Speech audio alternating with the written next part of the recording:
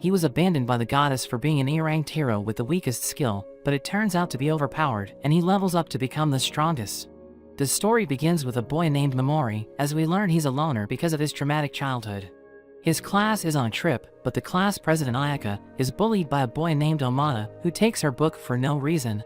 Everyone seems to ignore them, but Momori thinks about helping her, and even though he knows he can't do anything, he steps up and tells Omata to return Ayaka's book. Omata wonders what he's going to do about it, but the class Chad Takuto tells Omata to give the book back. He notes that he doesn't care about Momori, but he's tired of listening to them, so Omata backs down and gives Ayaka's book back. He sits down, and he starts picking on another boy named Yasu, but their teacher Tomatsu finally stops him. They are all suddenly transported to another world, and the goddess Vicious welcomes them as the chosen heroes. She explains they are in the kingdom of Alien and have been summoned to defeat the demon emperor. The heroes were able to defeat him 200 years ago, but he has been revived, so she wants them to lend her their strength once more. Takuto wonders what will happen if they don't help her, and Vicious mentions they won't be able to return home.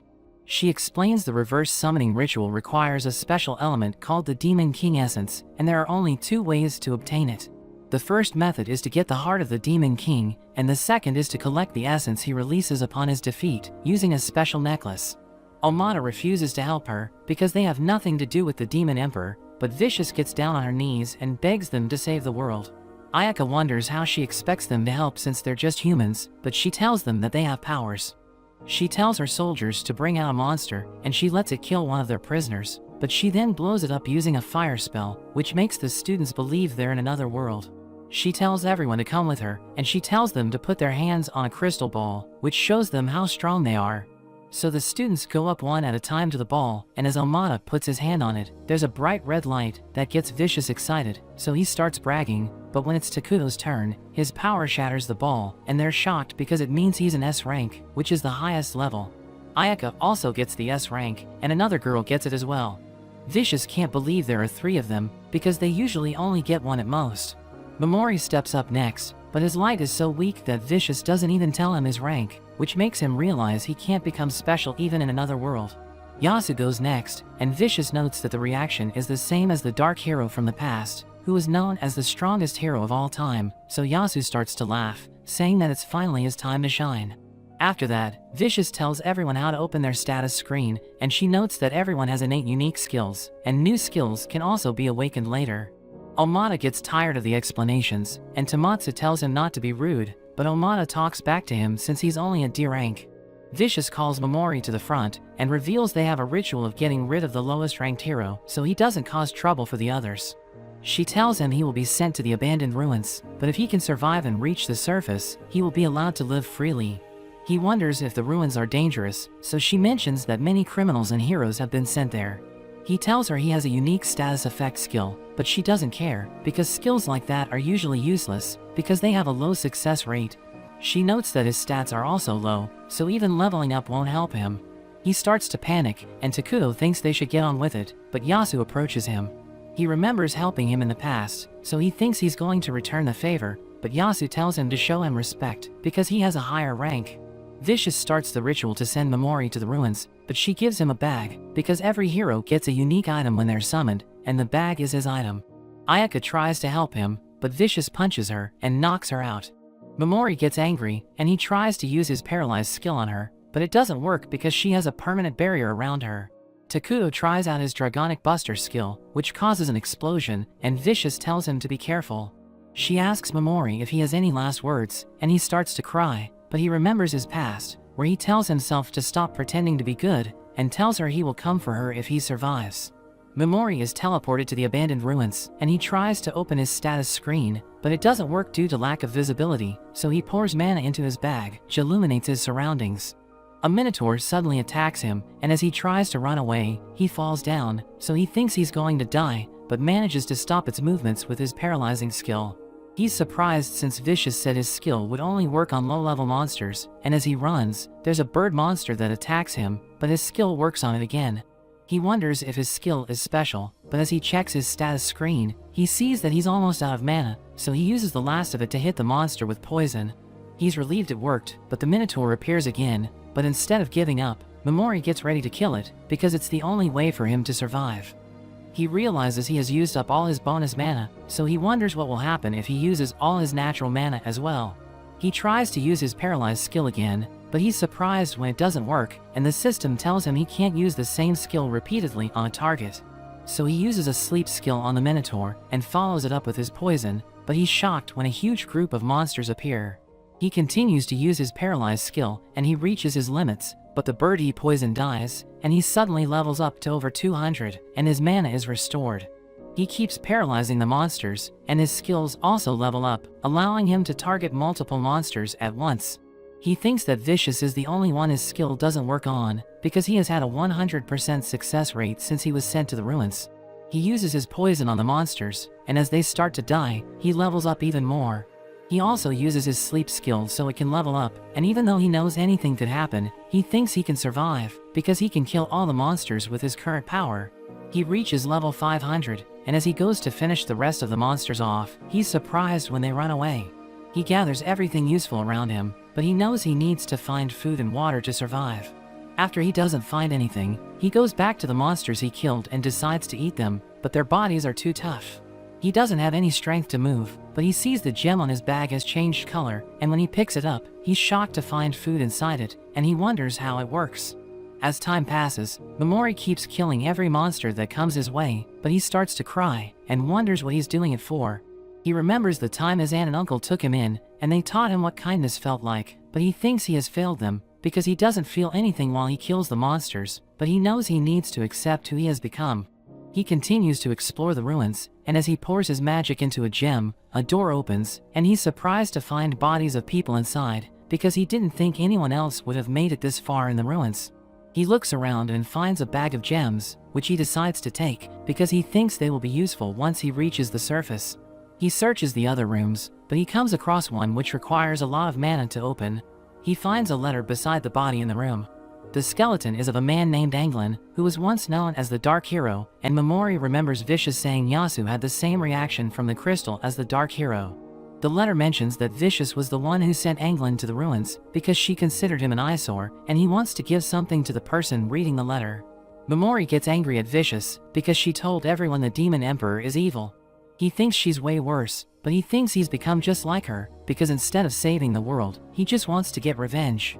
Momori searches the bag beside Anglin, and he finds a book on forbidden arts, which he decides to take with him, thinking it might be useful.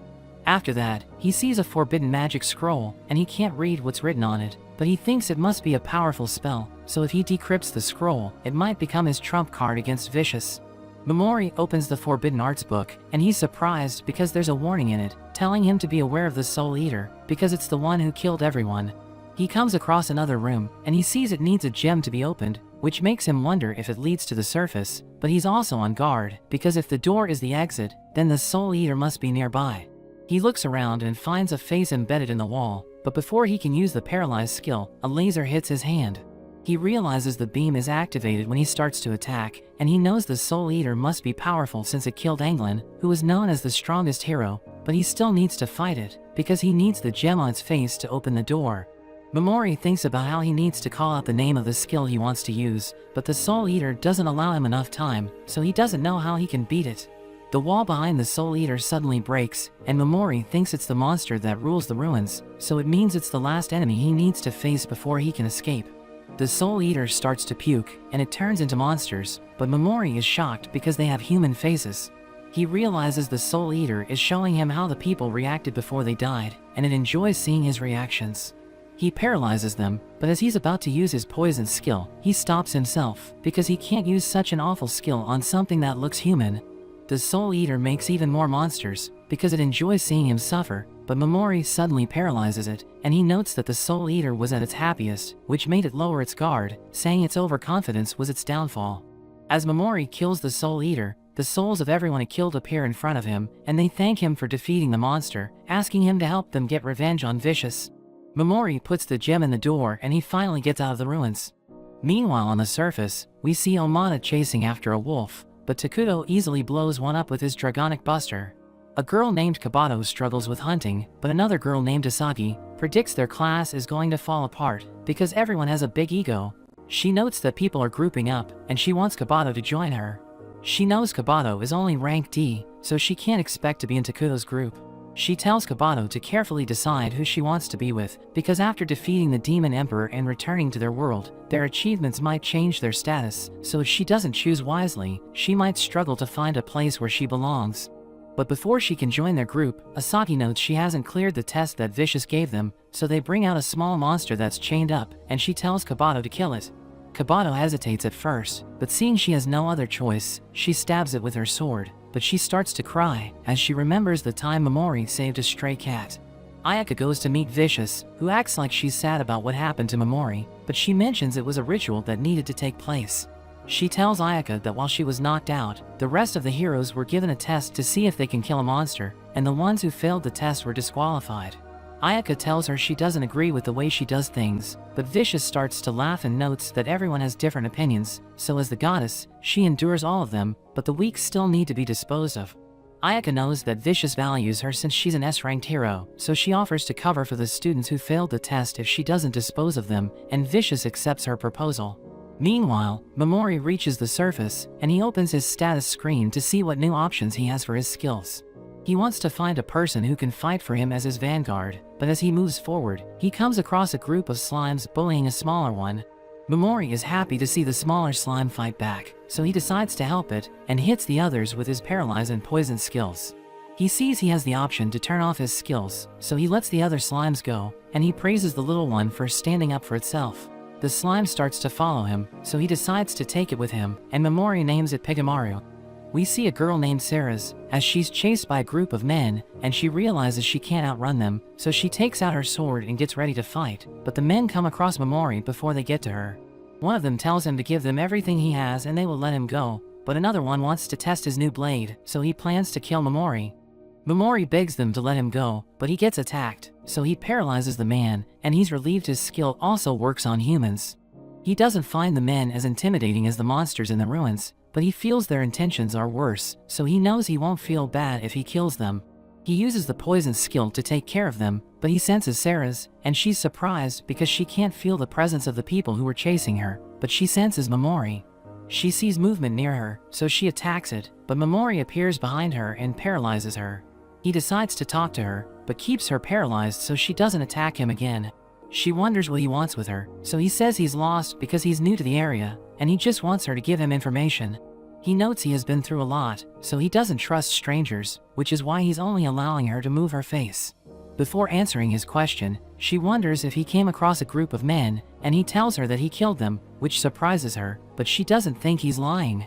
She tells him they're in the forest that's south of the kingdom of Olza, and he wonders if she knows the writing on the scroll he got from Englyn. She knows it's an ancient script and she can't read it, but she thinks the Witch of Taboo can help him, and she tells him he can find her in the land of the golden-eyed monsters. He thanks her for the help, but even though she doesn't feel like she has repaid him for saving her life, he tells her they're even. After he leaves, he still thinks she might attack him once she's free, so he tells Pigamaru to watch his back. Momori reaches a town called Millis, but he's surprised by how easily he got in, because the guards didn't even bother checking him. He goes to an inn where the owner is suspicious of him, but when Momori shows him money, his attitude completely changes. At night, Momori walks through the town, and he feels it's pretty safe. He wonders if the shops there sell magic items, and after getting an idea of what the town is like, he goes to have dinner, where he finds a group of people talking about who the strongest group on the continent is. They name all of the different crews, but in the end, they all think the Black Dragon Knights of the Bacchus Empire are the strongest, because they're the ones who wiped out the Holy Empire of Nia. There are rumors that their 5 dragoons rival a whole army, and their leader Garland is also considered as humanity's strongest. Momori returns to his room, where he plans to find the Witch of Taboos first. He also needs to work on the experiment to increase Pigamaru's strength, which requires the powdered bone of the Skeleton King, and Momori remembers the Skeleton King is found in the ruins near the town. The next day, a man named Hercule tells everyone a new floor has been found in the ruins, so he wants all of them to explore it, and says that whoever finds the Dragon Eye Chalice will be given 300 gold. They will also be rewarded for any other treasures they bring back, and they're allowed to use any monster materials they find. Momori sees a woman being harassed, and he realizes it's Sarah's, but he's surprised when the man mentions she's a former knight captain. The man reveals he met her once before, and he asked her out, but she rejected him. Sarah's doesn't remember meeting him, so he mentions she's an elf who's on the run, and she must have pointy ears, but as he takes off her hood, he's shocked to see she has normal ears. After that, Momori plans to buy a few items, and he runs into Sarah's, who realizes he's also going to the ruins. He tells her to be careful, because the man who harassed her was filled with rage and hatred, but she thinks it's better when people hate her, since it makes them stay away. He knows she's trying to avoid any contact with other people, but he asks for her help in buying items, because he doesn't want to get scammed. After he buys the equipment, he pays Sarah's for her help, but she's surprised by how much he's giving her. She's about to leave, but she suddenly falls down, and she notes it's because she hasn't slept in a few days. After that, Momori enters the ruins, and he sees a few men run away from a monster, but he paralyzes the monster and stabs it with his knife. The men return with another person, but are shocked to see the monster has already been killed. Momori doesn't feel that the monsters there are powerful, and he isn't gaining much XP, so he plans to complete his mission quickly. He comes across the man who harassed Sarah's, and we see he's hired 2 men to kill her, but they want to have some fun with her body before killing her. Momori approaches them, and before they can attack him, he asks them to spare him, but seeing that they aren't going to change their mind, he paralyzes them and also uses his poison. He feels satisfaction from killing people like them, and after he leaves, they're torn to shreds by the monsters.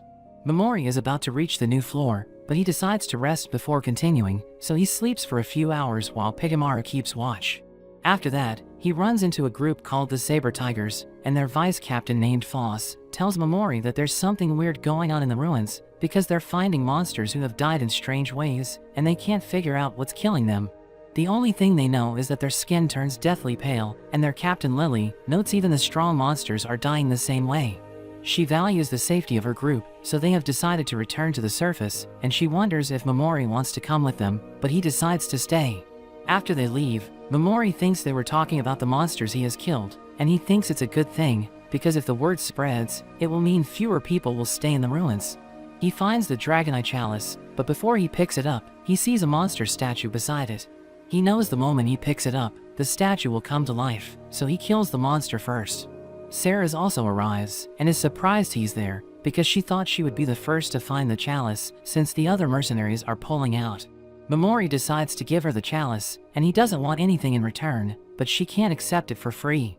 He opens a secret passage, and explains his goal is to defeat a certain monster, so Sarah's offers to guard him, and she promises not to get in his way. He allows her to come with him on the condition that they aren't going to ask questions about each other, and if she wants to return to the surface alone, he won't be responsible for her safety. She accepts the condition, and as they go deeper into the ruins, they come across a monster, but Sarah's defeats it easily, and Momori is impressed by her skills. He asks her about the golden-eyed monsters, and she explains they're the ones who contain a great deal of experience, so the heroes from other worlds kill them to level up quickly, because they don't get any experience when they kill humans. The Demon Emperor radiates a special energy, and the eyes of the monsters that are strongly influenced turn gold and they become violent. After that, they reach a room, and Sarah's mentions she has been sensing a monster for a while, so Momori introduces her to Pigamaru. Momori decides they should rest, and he tells Sarah's to sleep, but when she refuses, he tells her to just lie down for a while, and he puts her to sleep using his skill, which turns her back into her original elf form. Meanwhile, Garland finds the bodies of the men that Momori killed, but he thinks Sarah's is responsible for their deaths, and he wonders if she can give him a good fight. Momori and Sarah's find the Skeleton King, and he realizes it's way stronger than the other monsters, so he wonders how they should attack it. Sarah's mentions they need to shatter the silver chain beneath its chin, and she uses a power to enhance her physical abilities, and she also makes a unique armament, but she wants to keep her power a secret, so she asks him not to tell anyone about it. The Skeleton King starts to gather energy in its mouth, and Sarah's apologizes in advance in case she can't protect him, but she's shocked when he defeats it with his paralyze and poison skills.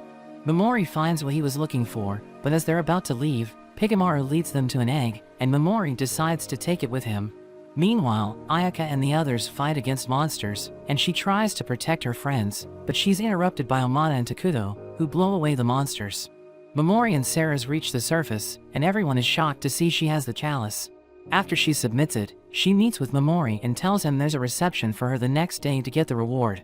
He realizes she's free until then, so he tells her to come to his room because he needs to speak with her. Before he leaves, she thanks him again for giving her the chalice, but he doesn't think she needs to thank him for anything. At night, Momori makes the solution from the Forbidden Book to increase Pigamaru's strength, but they're interrupted by Sarah's. He asks her to be his bodyguard, because he's going to the land of the golden-eyed monsters, and he expects to be attacked a lot, so he wants someone skilled like her to have his back. She notes that she's on a journey to the Duchy of Yamato, and they could go through the land of the golden-eyed monsters to get there, but she isn't sure what to do. Momori reveals he knows her real identity, and he was the one who put her to sleep in the ruins. She mentions that she uses the power of the spirits to hide her identity, but in exchange she can't sleep, but she trusts him, so she changes into her original form. He also tells her his real name, telling her not to tell anyone else, and in return, he won't reveal her identity to anyone. So she agrees to go with him, and he also gives her one of the gems he found from the abandoned ruin, but Ceres is shocked because they're extremely rare. Momori wonders if they're valuable, so she notes that they can only be made from blue-eyed dragons, and one of them is worth more than the reward for the chalice. She refuses to accept it as payment for her being his guard, but he tells her he won't take it back, so she can just throw it away if she doesn't want it. The next day, they overhear people talking about how Ceres was seen leaving Momori's room at night, but he tells her not to pay attention to them. He wonders if she knows anything about forbidden magic, so she mentions it's the magic that has been banned by Vicious, which makes him think it must be effective against her if she doesn't allow anyone to use it. Ceres goes to attend the ceremony to get her reward, and after she leaves, Momori gets ready to perform the strength-enhancing experiment on Pigamaru. At the ceremony, a mage is called to test whether the chalice is real, while Momori gets worried when Ceres doesn't return by their agreed time. At the Alien Castle, Vicious wonders why Ayaka isn't in Takuto's group, and she mentions she can't work with him, so Vicious notes that the harmony of their class is being disrupted due to her selfishness. Ayaka notes that no matter what happens, she can't work with Takuto because of the way he has been acting recently, so she will fulfill her duties in her own way. Vicious tells her she will need to train those who fail the trial, which shocks her, because they had a deal that she would take on their workload, but Vicious mentions she has been given the order to dispose of the worthless heroes, so if she won't train them, they're going to be killed. Meanwhile, Momori goes to look for Ceres, but he overhears people talk about how her identity was revealed, and that she's on the run. The Black Dragon Knights chase her, and even though she manages to defeat a few of them using her spirits, she struggles against one of them named Gazun, but she thinks she can defeat him if she could use her spirit regalia. She's surprised because their order was to catch her alive, but they're trying to kill her, and Gazun reveals his unit is under secret orders. He holds her down, but before he kills her, he plans on having some fun with her, but Momori suddenly comes to her rescue. She thinks they should end their agreement, because if she's with him, he will also be targeted by the Black Knights, but he doesn't want to go through the hassle of finding another bodyguard. He gives her a bag full of gems as payment to continue being his guard, and he suddenly tells her to take off her clothes. He tells her to change her outfit, because people have already seen her in her current clothes, and Ceres is relieved hearing his reasoning. He plans to find the Witch of Taboos, and thinks Ceres should negotiate with her to let her stay there, because no one would find her. They ask Gazun who sent them to kill her, but before he can talk, Garland arrives and throws a sword, which kills him. Garland mentions they were ordered by the Emperor Ratola, because he couldn't bear the thought of another person being with Ceres, so he told them to kill her. Garland notes Gazun would have only gotten in their way, but if he had dodged his sword, he would have let him live. One of the men named Schwartz wonders what they should do with Ceres, so Garland asks him what the orders from the Emperor were, and he mentions they were told to do whatever they liked. Schwartz thinks they should pass her around their men before killing her, but another man named Orban thinks it would cause problems for them, because they were told to bring her body back with her purity intact.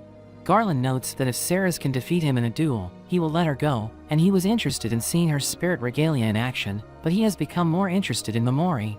He asks Momori to introduce himself, so he gives him an alias, but Garland knows he's using a fake name, which makes him wonder why he needs to hide his real name. Schwartz doesn't understand why Garland is wasting his time on Momori, but Garland finds it interesting that even though he stands in front of the 5 dragoons, he still isn't scared, and he's looking for an opening to attack. Momori knows that one wrong move will result in his death, but he keeps smiling and making conversation. Momori notes that if he's just looking for a person to give him a good fight, he should just fight Vicious, so Garland mentions it's because they have good relations with Alien, but he does have high hopes from the heroes she summons. Garland tells Ceres she's the reason the Bacchus Empire attacked Nia in the first place, and it's because their goddess wanted Nia to turn her over, but their emperor refused. Momori reveals he's one of the heroes from another world, which shocks everyone, and Garland wonders what he's doing there. Momori notes that he's in another league compared to the other heroes, which is why Vicious has given him the freedom to do whatever he wants. Garland asks him what he wants, so Momori mentions he wants to delay their fight, because he plans to get stronger, and when he reaches a level where he can give him a challenge, they should fight at that time. Garland finds the proposal interesting, so he accepts it, but he still plans to kill Ceres. Memori mentions he needs her help in his journey, and Garland is surprised he plans to take Ceres without Vicious's permission, but Memori says it doesn't matter, and he's going to use her to become stronger. So Garland decides to let her go, and when Orban tries to get him to reconsider, he threatens to kill him. Garland prepares to leave, but we learn that everything Memori said was just to get them in range of his spell. So when they finally get close enough to him, he paralyzes all of them, and they fall to the ground from their dragons. He follows it up with his poison skill, and he's impressed by Garland, because he's able to move a little, but it's all useless, because moving only hurts him more. But Garland manages to send a signal to another squad, and when they arrive, he tells them to attack him from the skies and avoid getting close. Memori plans on defeating everyone, and he tells Ceres she can run away, but she decides to stay with him. Memori suddenly links with Pigamaru, because after the strengthening experiment, he gained a new skill. Pigamaru stretches up into the sky, and after Memori is linked with him, they become one, and he paralyzes everyone in the sky using Pigamaru's body. His skills level up, and he unlocks 3 new skills. He uses his new Berserk skill on Orban, and it increases a person's violent tendencies, so Memori knows that using it with his paralyzed skill is an easy way to kill someone. He uses another skill called Dark on Schwartz, and it takes away his vision, but Memori doesn't feel bad for using them like lab rats, because they're trash who had bad intentions for Ceres. Memori is impressed that Garland is still alive, and he thinks Garland really wasn't called humanity's strongest for no reason, but he eventually passes away. At night, Ceres tells Memori about a man known as the Hero Slayer, who might become even stronger than Garland, but Memori notes that he already killed him. Meanwhile, we see the class together, and Ayaka thinks about how she still hasn't unlocked her skill. A girl named Naya appears, telling them she's there on behalf of Vicious, but Omada can't accept taking orders from such a small girl, but she quickly defeats him to show everyone her power, and she tells them it's time for the next phase.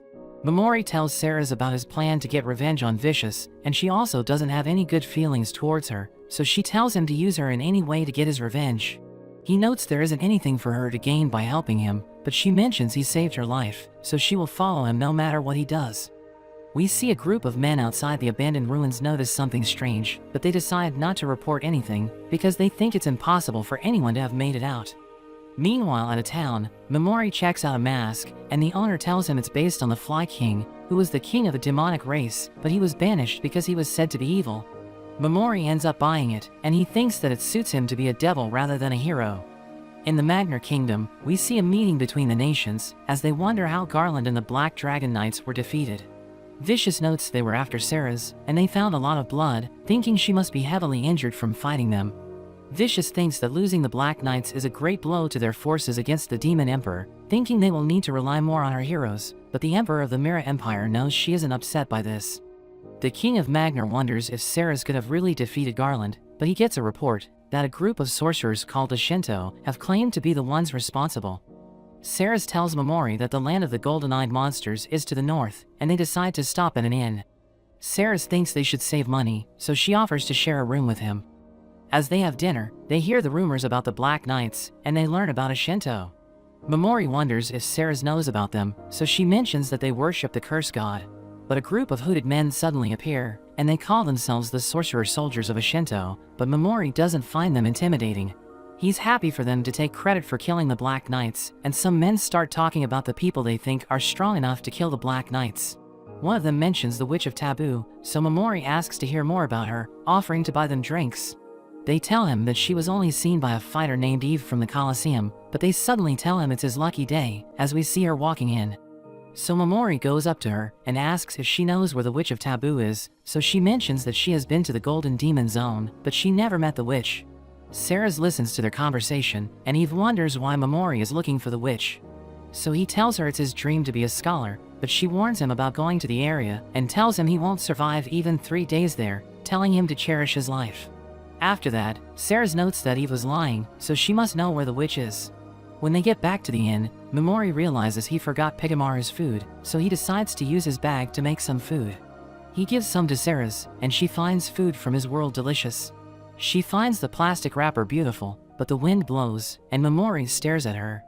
He wonders how they can get Eve to talk, thinking about what blood fighters value. Ceres thinks they would want money, so they can buy their freedom from their owners, but she notes it would be a ridiculous amount. Meanwhile, Eve meets with a girl, and she swears to help her get out of there. Sarah's practices with her spirit armor, and Memori is amazed by how skilled she is. He asks her to teach him, since he thinks he relies too much on his skills, but as she starts to explain things to him, she's reminded of how she used to teach the other knights. She tells him to attack her, so he tries punching her, and she shows him how to restrain someone.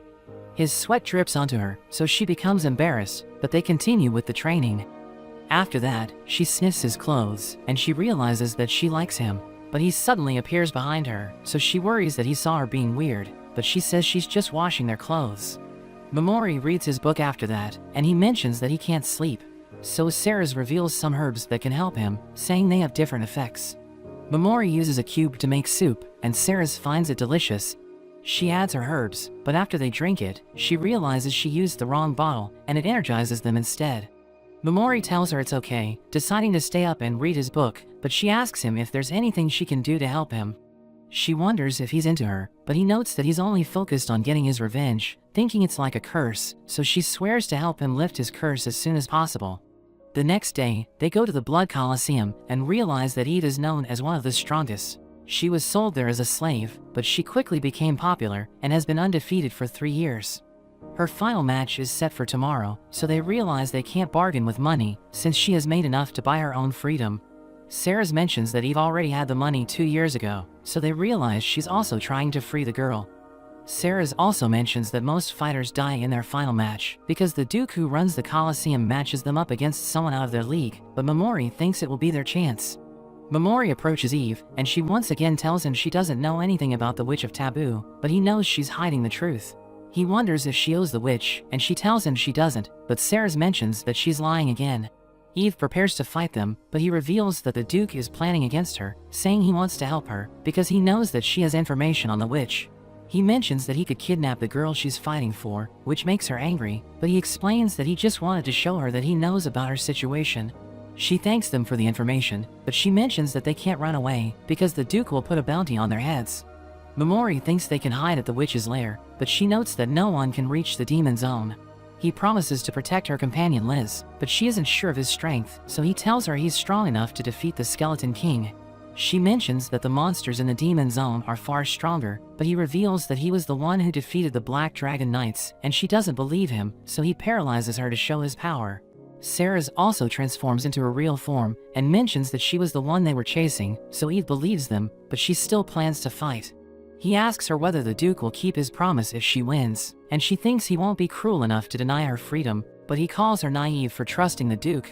As he walks away with Sarah's, he tells Eve that they will leave tomorrow morning, saying she should come with them if she changes her mind. Sarah apologizes to Memori for revealing her identity, but it made his story more believable, so he doesn't mind it. They come across the Ashinto, who tells everyone that the people in Alice have been cursed for rebelling against the curse god and their descendant Maki, saying the curse was also responsible for the death of the Black Dragon Knights. Memori and Sarah move forward, and they see another group of Ashinto harassing a girl, so he uses his berserk skill to make them fight each other. Sarah wonders if Eve will be able to get her freedom if she wins the fight, and Memori doesn't believe it's going to happen, because he thinks the Duke is evil. Meanwhile, Eve overhears the Duke saying he's going to give her numbing poison before the fight, because he wants to make sure she dies, so she realizes that she can't trust him. His subordinate wonders what he plans to do with Liz, and he explains that he wants to take care of her, because he thinks she will become a beautiful woman when she grows up. He mentions that he can sell her if he gets bored of her, and Eve realizes that there's no happy ending for them. So she meets with Memori, and decides to go to the demon zone with him. Meanwhile, Liz is being beaten by her boss, but Eve arrives and almost kills her in anger, so she begs for forgiveness, saying she was told by the Duke to discipline Liz. Eve tells her to tell everyone they went south, and the woman apologizes to Liz for everything she has done to her. Memori arrives, telling Eve to go ahead without him, and he approaches the woman, saying he isn't going to be deceived by her acting. She tells him they'll never get away, saying they're all finished, and she doesn't think he will hurt her, because she's the only one who can save them from the Duke. But he can't allow her to live after all the things she has done to Liz, so he uses his paralyze and poison skills on her. She tells him he will go to hell if he doesn't spare her, but he mentions that they're both going to hell, because they aren't good people. As Memori meets with the others, Liz begs him to let her join them, so he explains that her life might be in danger if she goes with them. But she doesn't care, as long as she's with Eve, who asks him about the noise coming from him, so he introduces them to Pigamaru. She mentions that before she can tell him the location of the Witch of Taboo, she needs to know why he wants to meet her, so he explains that he needs her to decipher an ancient inscription. Eve decides to trust him, because even though he could have used Liz to get the information out of her, he still saved them. Sarah wonders if it's okay for them to enter the demon zone with a child, but he assures her that he can protect Liz. She calls him kind, but he mentions that it's for their mutual interest, because they need Eve to contact the witch. He adds that Liz is a dark elf like the witch, so he's hoping they will get a positive reaction from her, since they saved her kind. They see that their pursuers are about to catch up to them, so Eve decides to fight them while everyone else gets away. But Momori tells her she can't hold them off on her own, and if she dies, he won't get the information on the witch. They decide to fight together, and they use their horses as decoys, as the first group of pursuers follow them. But Eve reveals that they're the Duke's personal soldiers, and the second group will be the Ashinto. Momori tells her to hide with Liz, because he only needs Sarah's for his plan. Eve isn't sure that they can win, because they're outnumbered, but he mentions that if they can't defeat them head-on, he will force them into an area that's advantageous for him. Monty and his men come across a broken branch, and he realizes it's a trap to make them enter the forest. Sarah's comes out, but she's wearing a mask, and Monty promises to let her go if she hands over Eve and Liz. He mentions that they were the ones who killed the Black Dragon Knights, and she offers to lead them to their targets, but he orders his men to stop because he knows she's leading them into a trap. He thinks she's trying to get them into a spell's range, so he tells his men to maintain their distance, but she asks him if they aren't going to kill her with their curse. He reveals that the Ashinto are the successors of the Assassin Guild's legacy, and they use highly advanced poisons which are created using a special formula that has been passed down by the descendants of the few surviving members of the Assassin Guild. She realizes that assassinations done using poisons leave no trace, so people think it's because of a curse, and he reveals that they accidentally came across the incident involving the Black Dragon Knights. But since they were known to have unparalleled strength, their death could only be explained as a consequence of a curse. The Ashinto claim that they were the ones who killed the Black Dragon Knights, so that people will think their curse is real, and they plan to use the Zon family to take over the country. He thinks she isn't going to face them alone, so he wonders where her friends are, but she removes her mask and reveals that she faced the Black Dragon Knights and survived. But he doesn't believe she was the one who killed them because he thinks she's weaker than Garland. He introduces her to a man named Burga, who is supposed to be Eve's opponent in her final fight, and he mentions that Burga has a younger brother named Varen, and they're the strongest brothers in the Ashinto. He reveals that they're the decoys, and his men erase their presence to circle her from behind, but he's impressed by how beautiful she is, so he wants to turn her into a true disciple of the cursed gods. She kneels before him, and he plans on making her bear his child, but Momori suddenly uses Pigamaru's extended arms to paralyze everyone. Monty wonders what happened to their other unit, so Momori reveals that he has already taken care of them, and he poisons Monty. He knew Monty wasn't going to enter the forest, so he told Sarah's to create a sense of unease among them. When the mystery of the unease is solved, it gives a feeling of omnipotence, which paralyzes thoughts, and created the opening. Monty passes away, and Momori is relieved seeing that the first wave of soldiers has returned, because if they didn't come back, his plan would have failed. He thinks about reconnecting with Pigamaru, but he realizes he has been putting a lot of strain on him. So he and Eve decide to fight the soldiers, while Sarah stays back to protect Liz. The soldiers see Eve, and they rush towards her, but before they can reach her, Momori paralyzes them. The Duke also arrives, but as Momori tries to paralyze him, the system tells him the skill has reached its limit. So he uses his darkness skill to blind everyone, while Eve takes them out, and they try to run away, but he tells her to kill everyone. The Duke starts screaming, as Momori realizes that he's already losing his mind, even though he hasn't used his berserk skill on him. Eve thanks Momori for giving her the opportunity to fight again, because she thought her fighting days were over, and she rushes towards the soldiers, killing everyone. The Duke mentions that he will remember everything and make them pay, but Momori paralyzes him, calling him stupid, because he thought they were going to let him get away. Eve explains that she might have forgiven him if he only betrayed her, but he also hurt Liz, so she decides to kill him, slicing off his head. Momori thanks Sarah's for helping him during the fight, and he makes her the group's vice captain, telling her she can make any decision she wants when he isn't around.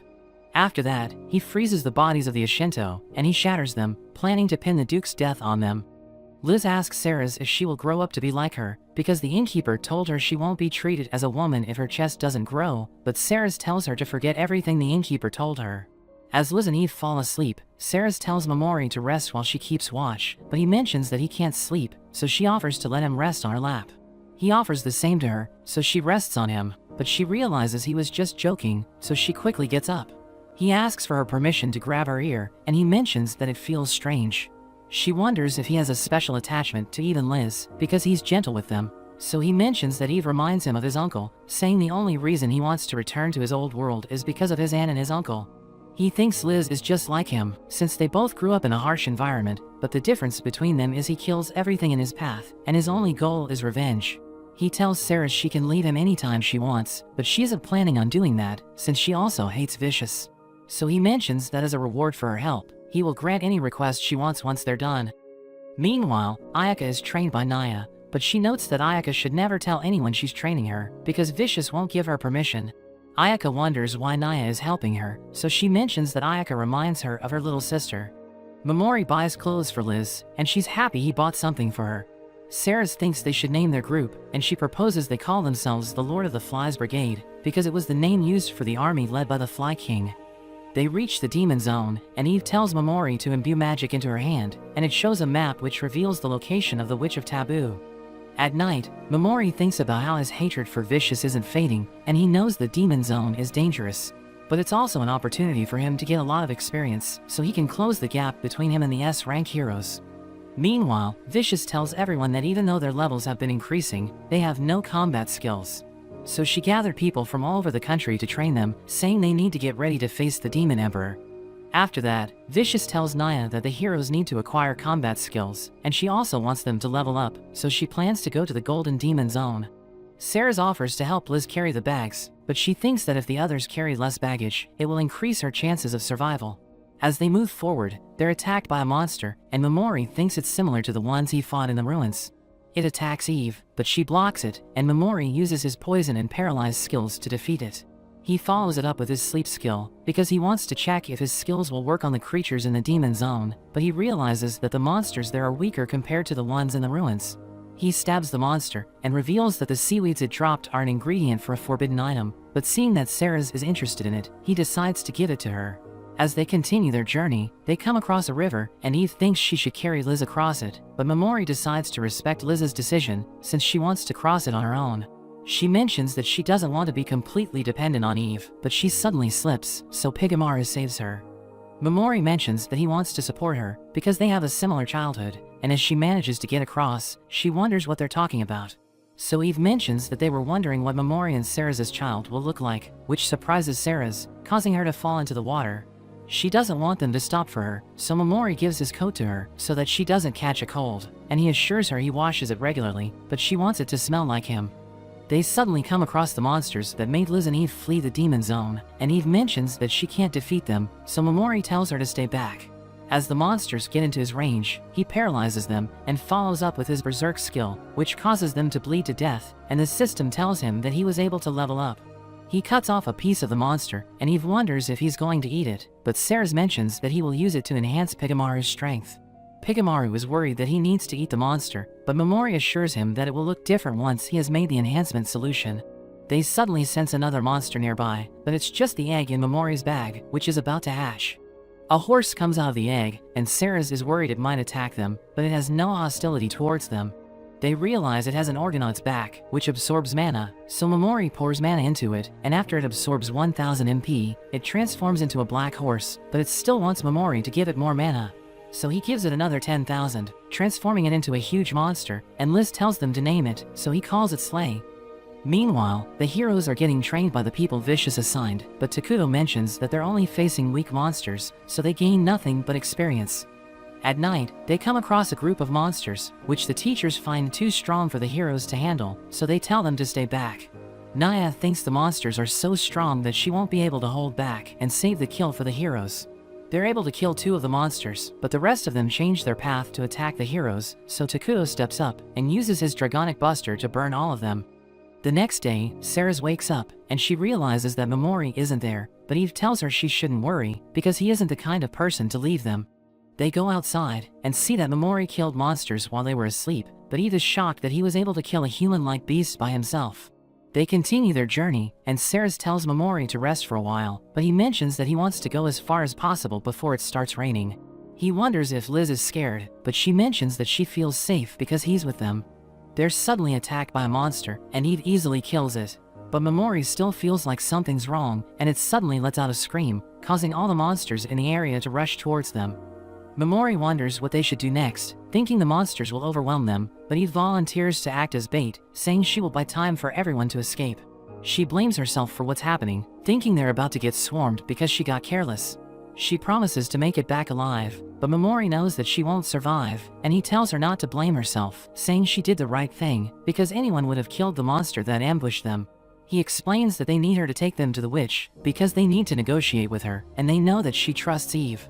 He takes his voice projection gem, and he puts it in his helmet, as he mentions that he has the best chance at survival, because he's with Pigamaru and Slay. So he decides to act as bait, as he explains that his skills can defeat the human-like beasts, and he tells Ceres to take care of everything if he doesn't make it back. Meanwhile, the heroes see the monsters approaching, so they start to panic, thinking they need to retreat. A group of monsters attack them, so Takuto slices them into pieces, as he wonders why the other monsters are running past them. One of the girls is attacked, so Kabato saves her, but she gets knocked down, and the girl runs away. She thinks she's going to be okay, because no one has died yet, but she remembers Momori, thinking he's already dead. We return to Momori, as he mentions that the monsters are about to arrive, and we learn that Ceres and the others are hiding in a cave. He pours his mana into Slay, transforming it into a huge monster, and he activates his voice projection gem, as he tells Pigamaru to signal the start of the battle. So he lets out a piercing scream, and Momori realizes that they were able to attract the monster's attention. He wears his helmet, and he orders Slay to run around the forest, as the monsters chase after them. He notes that they could end up dying if his plan fails, and human-like beasts appear, so he prepares to take them on, thinking it's time to start the battle. Ayaka realizes that 2 of her classmates died, and she asks Yasu what happened to them, because she knows that they're part of his group. But he explains that he's a high-ranking hero, while they're just nobodies, saying they died because they were weak. She realizes that he didn't protect them, so she reminds him that he's an A-rank hero, saying it's his duty to protect them, but he tells her to shut her mouth, telling her to stop acting like she's better than him.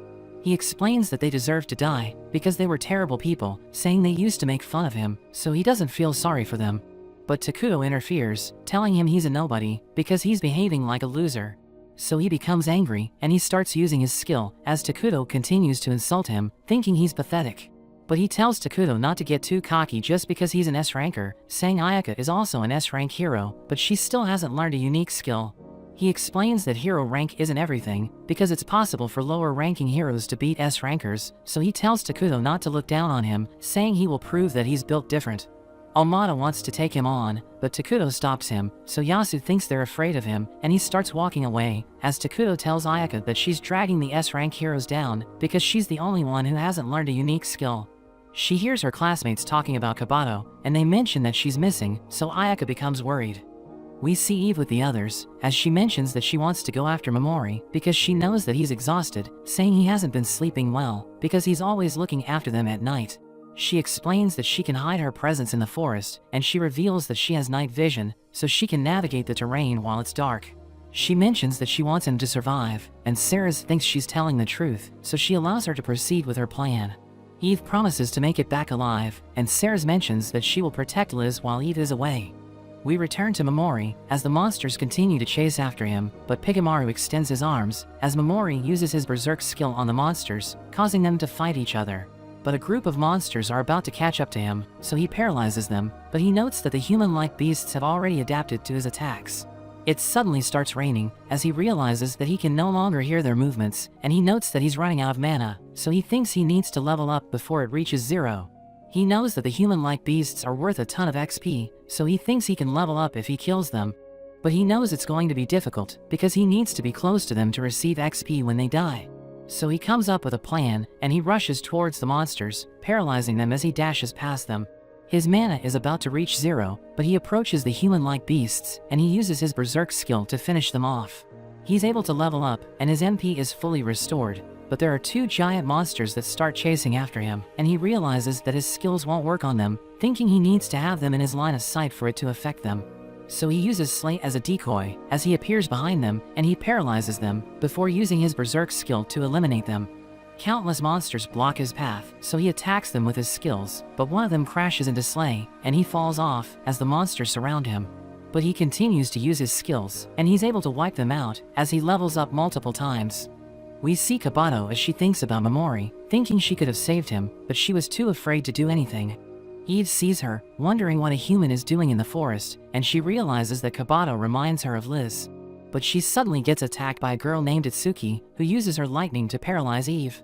She thinks Eve is trying to kill Kabato, so she prepares to take her on, as Eve realizes that they're both heroes from another world. She isn't able to speak because of the lightning, and Itsuki continues to attack her, but before she delivers the finishing blow, her sister Hijiri stops her, saying Eve is different from the other monsters. She can tell that Eve is more intelligent, and she apologizes for her sister, wondering if her throat was hurt from the attack. She introduces them as heroes from another world, and Eve mentions she's looking for her master. Hijiri thinks her master must be strong if he's alive after the stampede, and Eve tells her his strength can't even be measured, so Hijiri finds him interesting, but they let her leave. Meanwhile, we see Momori defeating the monsters, as a giant creature appears, but he manages to put it to sleep and take it out. He notes he still has plenty of mana, but Pigamaru is reaching its limit. We see he was injured from his fall earlier, and he detects that there's still one humanoid monster left, but it seems to be staying out of his range. It suddenly charges at him, but before he can paralyze it, it launches an orb that starts firing lasers at him. He gets hit by one of the blasts, and Slay also gets hit, causing him to crash. He knows he's in trouble, but he asks Pigamaru for a favor. The monster launches another orb, which starts firing lasers, and the area is covered by dust. It suddenly notices Momori's helmet, and it sees Slay behind it, but Momori suddenly flies down from above and paralyzes it, finishing it off with his berserk. He reveals he asked Pigamaru to use his helmet as a distraction, while Slay boosted him up into the sky. He levels up after the monster dies, and his paralyze unlocks a new level. Slay reverts to its smaller form, and Momori thanks them for all their help. There's suddenly a wolf that jumps out at him, but he saves him just in time. She carries them all as they head back, and she mentions her encounter with the girls, but Momori is glad she didn't mention his name, because he thinks the other heroes will become obstacles for him to get his revenge on Vicious. They manage to make it back to the others, and Liz is happy they're safe. Ceres treats Momori, and Eve decides to guard them for the night. Momori notes he's too restless to sleep, so Ceres offers him her lap. She tells him he doesn't need to keep everything to himself, because she knows he has been acting like he can handle everything ever since they entered the demon zone, so that he didn't worry even Liz, but she worries for him. So he tells her to support him so that she doesn't need to worry, and she swears to protect him, promising to help him in any way. Momori eventually falls asleep, and as Ceres puts him down, she trips over and lands on top of him. She thinks about kissing him, but she pulls out just in time. Meanwhile, Kabato thanks Itsuki and Hijiri for saving her, but Itsuki wonders why she's a part of Asagi's group, thinking it doesn't suit her. But we see when Asagi came to recruit her, she became intimidated to join, but she stayed because she thinks Asagi might be able to help Ayaka in the future. We see Momori and the others continue to travel, but Ceres tells him that there's something she wants to confess to him one day. She realizes that she loves him, but she hopes to gain the courage to tell him. They enter the witch's territory, and a giant golem starts to form, but Momori paralyzes it, and Eve wonders if she should destroy it, but Momori decides to leave it so they don't make an enemy of the witch. They head deeper into the area and find a hut, so they check inside it, and Eve finds a hidden path. They find golems mining underground, and they reach a door, which requires a huge amount of mana to open, but Momori is confident in his mana level, and they manage to open it. Meanwhile, Kabato manages to make it back to the others, and Asagi is happy to see her. Ayaka is also glad she's safe, and Hijiri reveals that there were assassins targeting the students. She knows Ayaka would have lost it if Kabato died, but she thinks it would have made things boring. We see Vicious as she gets news of movement from the Demon Emperor's army, and she calls for the heroes to return, wondering if they have gotten stronger after experiencing loss. Momori and the others find a completely different space through the door, and the Witch of Taboo appears before them, introducing herself as Erika. Momori knows it's his chance to decipher his scroll, thinking he will finally be able to get his revenge on Vicious.